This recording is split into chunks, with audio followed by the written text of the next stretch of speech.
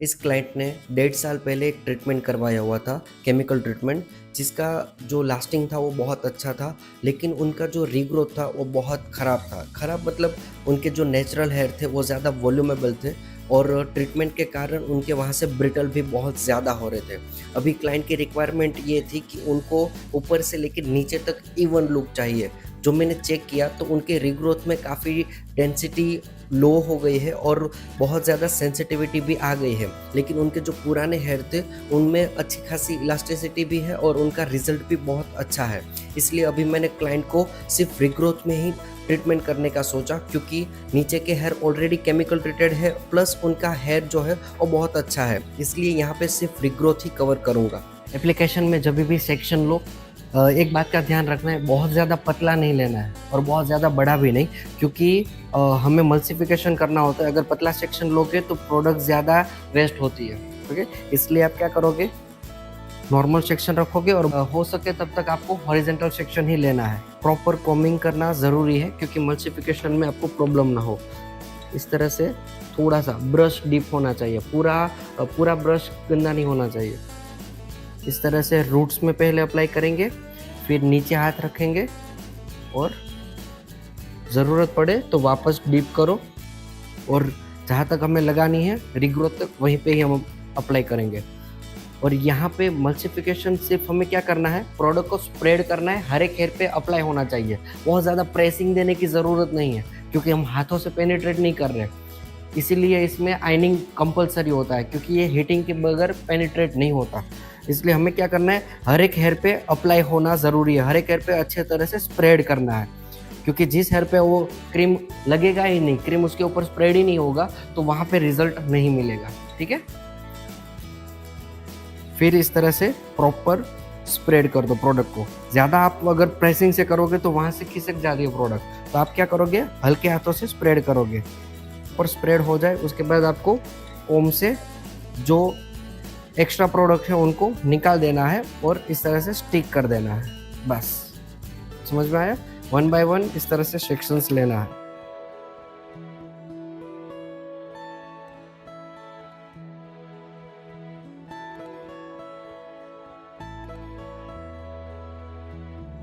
Clean web लगा दिया, उसके बाद हमने यहाँ पे 60 मिनट रखा है, ओके।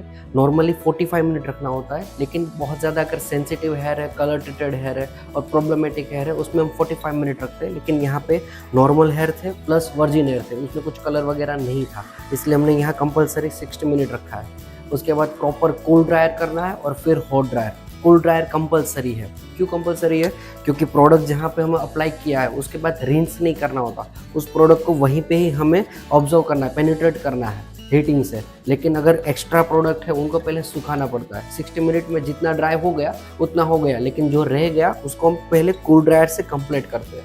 अगर प्रोडक्ट निकल गई उसके बाद जो बची है उसको हम हॉट ड्रायर से पेनिट्रेट करते हैं। आइनिंग से भी पेनिट्रेट होता है, लेकिन अगर आप ड्रायर प्रॉपरली करते हो, स्ट्रेट ड्रायर प्रॉपरली करते हो, तो आपको आइनिंग में उतना टाइम कम लगता है।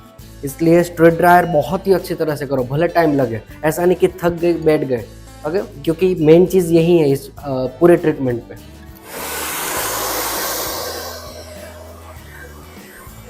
पहले रूट्स पे प्रॉपर करो और फिर इस तरह से 1 बाय 1 सेक्शन में।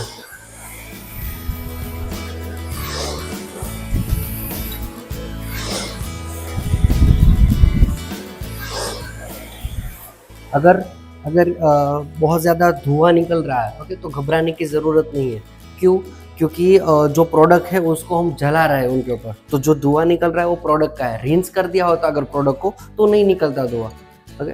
तो प्रोडक्ट ऐसे, अगर आप कोई भी कंपनी में अगर जाओगे तो स्मोक तो निकलेगा ही, लेकिन ऐसी कंपनी चूज़ करनी चाहिए कि स्मोक निकलने से भी हमारी आइज़ बर्न नहीं होनी चाहिए, हमारे या तो सलून में जितने भी है। क्योंकि बहुत सारी कंपनियां ऐसे होती है जो अगर स्मोक निकलता है तो आइज भी बहुत ज़्यादा बर्न होती है, क्लाइंट को भी परेशानी होती है और हेयर ड्रेसर्स को भी होती है। तो प्रोडक्ट सिलेक्शन में ये चीज़ एक बहुत ज़्यादा देखनी ज़रूरी है।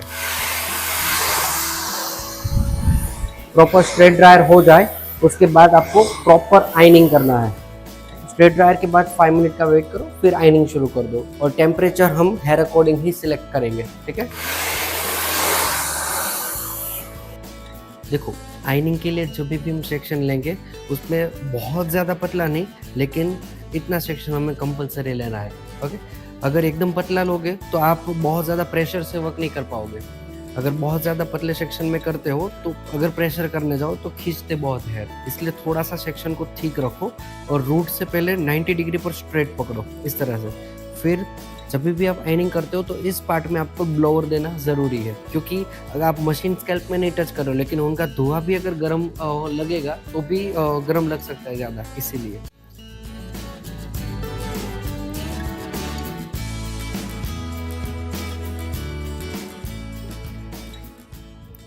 आपका जो भी स्ट्रोक लग रहा है एक ही दिशा में होना चाहिए, ऐसे ऐसे नहीं।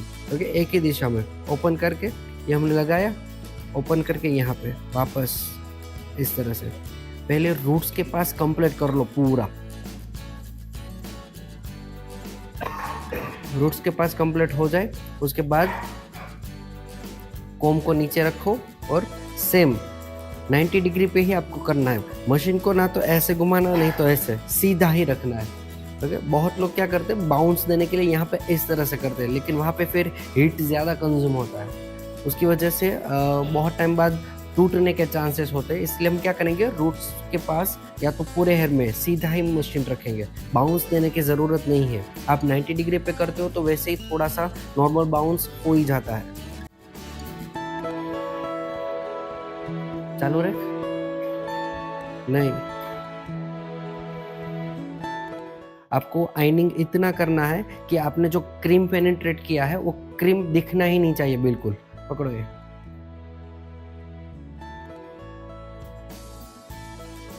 इस तरह से आयनिंग करना है कि आपका पूरा पता ही नहीं चलना चाहिए कि इसमें कभी क्रीम अप्लाई हुआ था और रिंस नहीं हुआ है।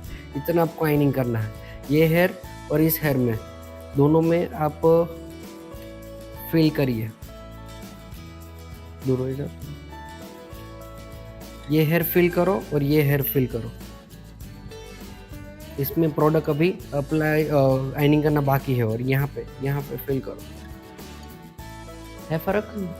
क्रीम पता ही नहीं चलना चाहिए कि इस हेयर में क्रीम अप्लाई हुआ है, उतना आपको आयनिंग करना है। इसमें कोई स्ट्रोक की गिनती नहीं होती कि 5 स्ट्रोक मारे, 10 स्ट्रोक मारे, 12 स्ट्रोक, ऐसा नहीं होता। आपको क्रीम जब तक पेनिट्रेट प्रॉपर ना हो जाए तब तक आपको आयनिंग करना है कंपलसरी। एक बार पूरे हेयर में हमने आयनिंग कर दिया है, ठीक है, लेकिन किसी भी तरह की टर्नी में नहीं रहना है। दूसरी बार वापस हाथ घुमा दो। अगर जो भी सेक्शन शायद रह गया या कुछ भी, दूसरी बार हाथ मारना कंपलसरी है। पार्ट ऑफ प्रोसेस ही समझ के आपको दूसरी बार हाथ लगाना ही है। ओके, और जब आप दूसरी बार आयनिंग करते हो तब आप जो हेयर है उस पर क्लिप नहीं कर सकते, किसी को पकड़ना ही पड़ेगा कंपलसरी। जब दूसरी बार आयनिंग करते हो तब आपको छोटे छोटे सेक्शन लेने की ज़रूरत नहीं है। ओके, बड़े सेक्शन में आप कंप्लीट कर सकते हो। एज अ सेफ साइड दूसरी बार हाथ लगाना ज़रूरी है। देखो, ये जो बेबी हेयर है ना, फ्रंट साइड भी है और बैक साइड भी बहुत ज़्यादा छोटे छोटे हेयर है, जो हमारी मशीन की साइज़ होती है उसमें भी नहीं आते। तो इसके लिए स्पेशल हम ये नैनो मशीन का यूज़ करते हैं, ताकि बेबी हेयर को अच्छे से हम आयनिंग कर पाए। जो छोटे छोटे हेयर उनके लिए, जो फ्रंट साइड भी है और जो बैक साइड भी है, तो उनके लिए स्पेशल ये आप यूज़ कर सकते हो।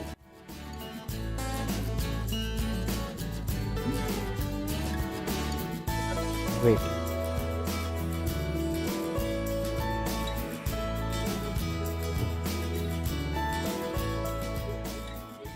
जब भी आप बेबी हेयर को कवर करते हो तो उसके साथ थोड़े से बड़े हेयर को, मतलब लंबे हेयर को साथ में लो, ताकि आपको ग्रिप बनाने में आसानी हो। उसके बाद उनका जो डायरेक्शन है उसी डायरेक्शन पे आप कंप्लीट करो। प्रॉपर आयनिंग हो जाए उसके बाद आपको हेयर वॉश करना है। ये ट्रीटमेंट फेमस होने के 2 मेन रीज़न है। एक ये है कि ये बहुत अच्छी तरह से सेम टाइम पे रिपेयरिंग भी देता है और स्ट्रेट लुक भी करता है, और दूसरा कि same day hair wash. Client को 2 दिन रखना या फिर ऐसा कुछ नहीं है कि 2 दिन रखना पड़ेगा या ये नहीं करना, ऐसा कुछ नहीं होता। सेम डे हेयर वॉश करके कंप्लीट कर दो।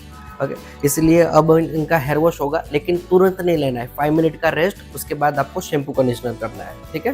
हेयर वॉश में हेयर को पहले प्रॉपर गीला करना है और उसके बाद जो भी कंपनी का आपने ट्रीटमेंट किया है उसी कंपनी का जो पोस्ट शैम्पू है वो आपको शैम्पू और कंडीशनर में यूज़ करना है, ठीक है।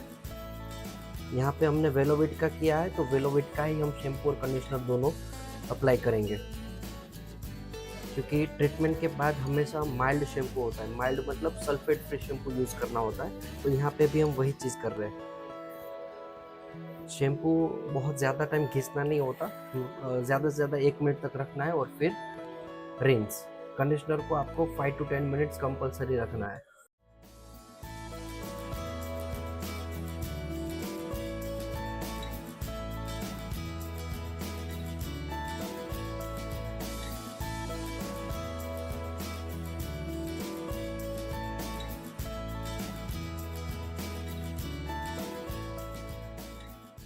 अब हमें क्या करना है, सिर्फ आज शैम्पू कंडीशनर आपका कंप्लीट हो चुका है। अब सिर्फ आपको होम केयर में इनकी शैम्पू कंडीशनर यूज़ करने हैं। उनका रीज़न ये है कि आपको माइल्ड शैम्पू यूज़ करना है, बस, और कुछ रीज़न नहीं है। कुछ टाइम तक आप ऑयलिंग नहीं कर सकते, क्योंकि ऑयलिंग के बाद जो शैम्पू आप माइल्ड शैम्पू यूज़ करते हो तो आपको शैम्पू भी ज़्यादा जाता है, प्लस ऑयलिंग आसानी से निकलता नहीं है। तो बेटर है कि आप कुछ टाइम ऑयलिंग को अवॉइड करिए। और आपके जो पुराने जो हेयर कलर था वो भी थोड़ा फेड हो चुका है, जो आपने बहुत टाइम पहले लगाया था वाइट हेयर के लिए, तो और रीग्रोथ में भी आपके वाइट हेयर बहुत है। तो अब आप जो भी वाइट हेयर के लिए कलर करोगे तो कम से कम 4 से 5 वॉश के बाद आप सिर्फ रूट्स में कर सकते हो, और 10 वॉश के बाद आप हाइलाइट्स कर सकते हो, जो आपको अब अभी बता रहे थे हाइलाइट्स करनी है। ओके, तो हम क्या करेंगे, सिर्फ नो ब्लीच हाइलाइट्स में ही जाएंगे, ओके, जिसमें बहुत सारे सटल लुक होते हैं। मैं अभी आपको थोड़ी देर में दिखाता हूँ, ठीक है।